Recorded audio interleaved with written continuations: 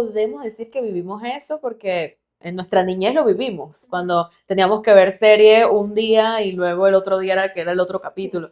Pero, por ejemplo, la generación que están haciendo ahorita no lo vivió para nada. No, y a mí me parece un poco triste realmente Sí, que no puedan vivir eso. tienen la inmediatez y si quieren fumarse una serie en un día se la... Hola, sean bienvenidos al episodio número 2 de este maravilloso podcast llamado ¿A que no te acuerdas? The morning light is turning blue, the feeling is bizarre. The night is almost over, I still don't know. Shadows turning. En este episodio vamos a estar hablando de la televisión en su época dorada, la televisión en blanco y negro, en los años 50 y 60. La cual comenzó de hecho a partir de la Segunda Guerra Mundial, en donde un 9% de la población contaba con los televisores, ya que era algo muy costoso, no era algo muy común de Adquirir. algo de adquirir. De hecho, ahí comenzó el tema este de poner el televisor al frente del mueble para toda la familia sentarse a convivir. Y no solo la familia, sino también amigos y cercanos de la familia. Antes no es como hoy en día que es fácil, es cómodo, pequeño. En cambio, antes era un televisor que era literalmente un mueble de una sala.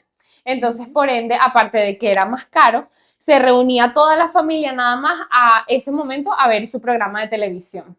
Ok, ahora bien, a mediados de los 50, donde todo salía en vivo, se inventó más o menos como en 1956 el magnetoscopio, donde cambió todo.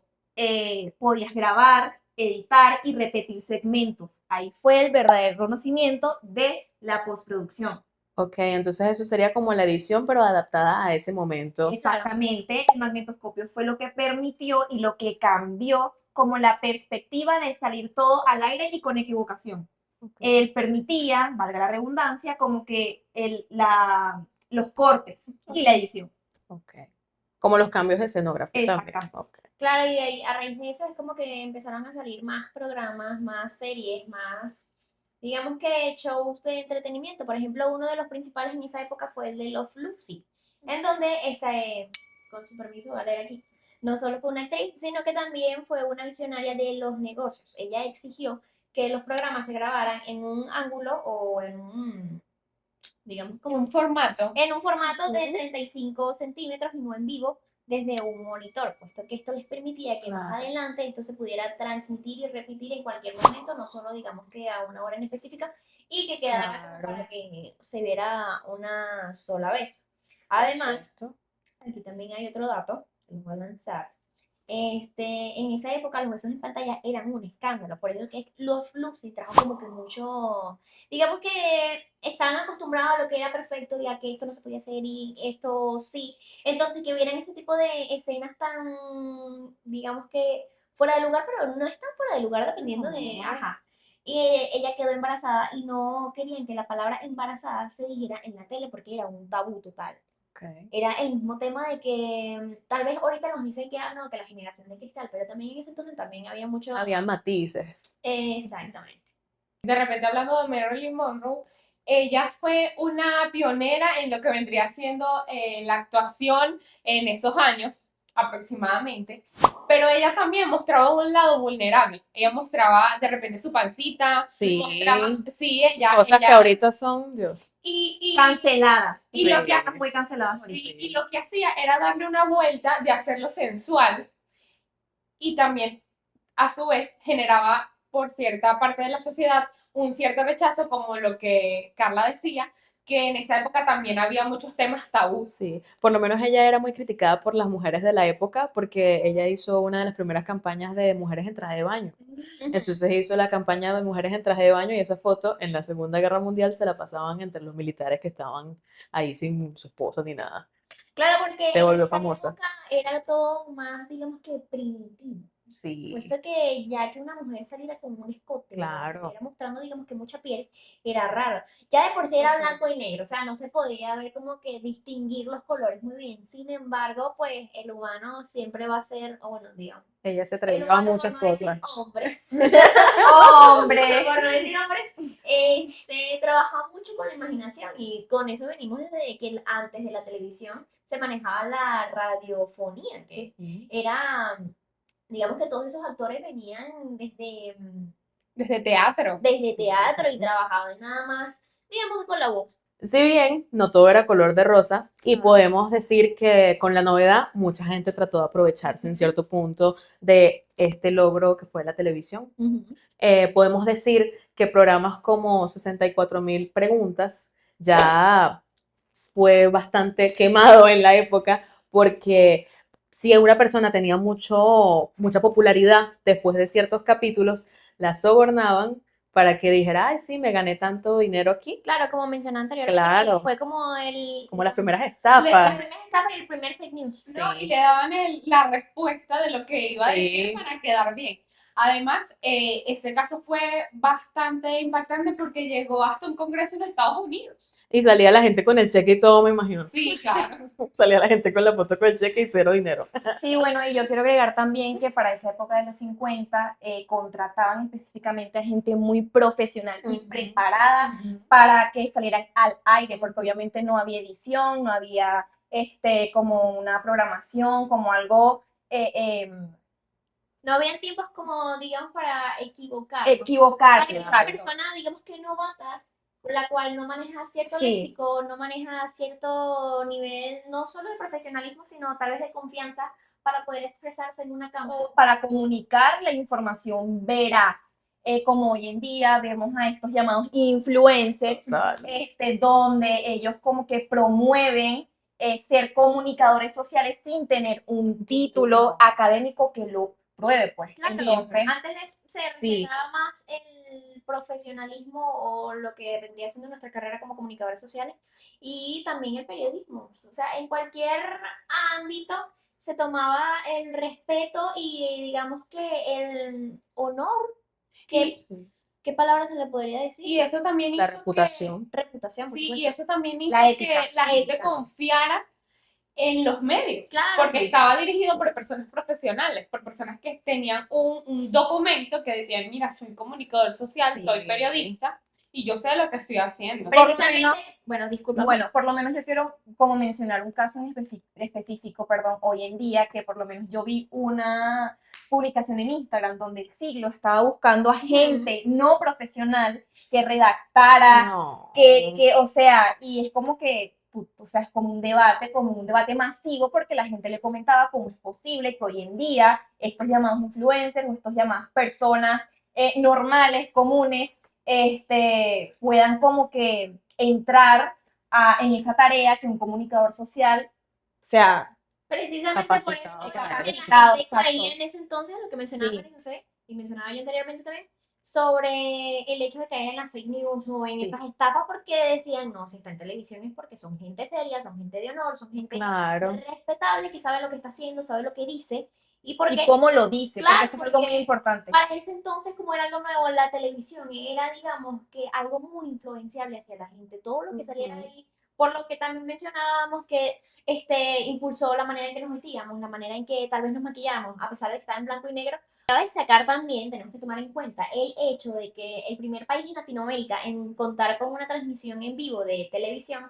fue México, el cual voy a, con su permiso, fue el 31 de agosto de 1950 en el Canal 4.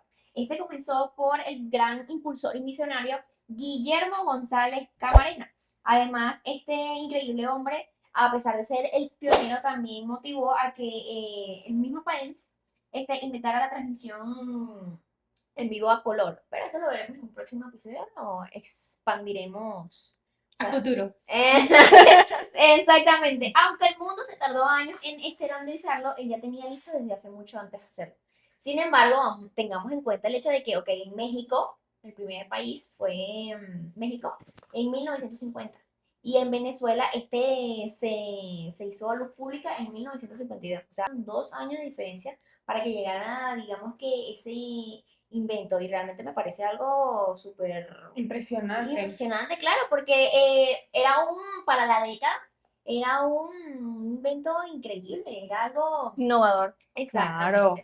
Y que en Latinoamérica tuviéramos esos avances en un momento, en un periodo de tiempo tan corto, de Tan verdad corto. que Sobre imagínate. todo aquí en Venezuela, en donde se le dice como el tercer mundo, tercer Ujú. mundista, que en ese entonces tuviéramos esa, digamos que ese avance tecnológico tan dominante, tan predominante que hoy en día, bueno, hasta el sol de hoy, pues. Es que los anuncios tenían un léxico que hoy en día no se maneja. Hablaban de una forma muy determinada, muy suave, de una forma que tú de verdad sentías confianza y sentías profesionalismo. Hoy en día eso se ha perdido un poco, La ya todo el gente, mundo, la gente se ponía un flu y todo. Sí. Ahorita la gente ni siquiera... ya la gente hoy quiere hablar coloquial, quiere vestirse coloquial para aparecer en una televisión, en una cámara. Sí. Como Y que no con- lo agarran muy en serio. Sí, total. Ese tema no lo agarran. Pero es por lo mismo de buscar como igualar para conectar más fácil con el público. como tú a tú. Claro, para que la gente no me vea como Inalcanzable, intocable. exactamente, como que se entiende que somos uno,